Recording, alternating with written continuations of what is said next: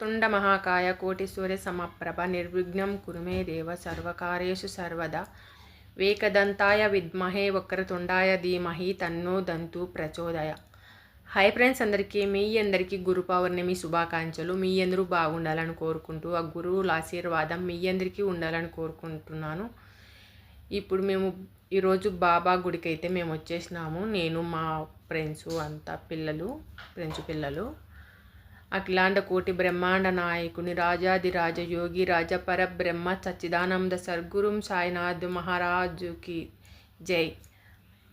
బాబా దర్శనం అయితే మాకు అయిపోయింది. జనాలు అయితే చాలా తక్కువ ఉన్నారు, ఎందుకంటే పొద్దున్న నుండి నీట్గా పంపించేసినారు. నూక్కోకుండా ఒకరి మీద ఒకరు పడుకోకుండా చాలా తక్కువ ఉన్నారు, బాగా వెళ్ళిపోతున్నారు. ఇప్పుడైతే దర్శనం అంతా అయిపోయినాక మేమైతే బయటకు వచ్చేసినాము. బయటకు వచ్చేసి నాగవిగ్రహాలు నాగదేవతలకి కుంకుమ పూలు పెట్టేసి ప్రదక్షిణాలు అయితే చేస్తున్నాము. ఈ నాగలకి పూజ చేయడం వల్ల చాలా మంచిది, ఎందుకంటే సర్వరోగ నివారణం.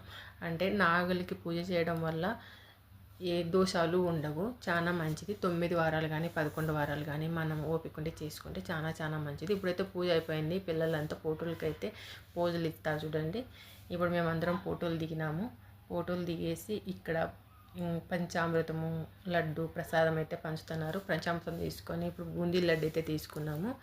ఇప్పుడు అన్నదానానికి అయితే వెళ్ళిపోతున్నాము. ఇక్కడ కేసరి, సాంబార్ రైస్, పెరుగన్నము, ఇక్కడ ప్రసాదాలు అయితే అన్నదానం చేస్తున్నారు.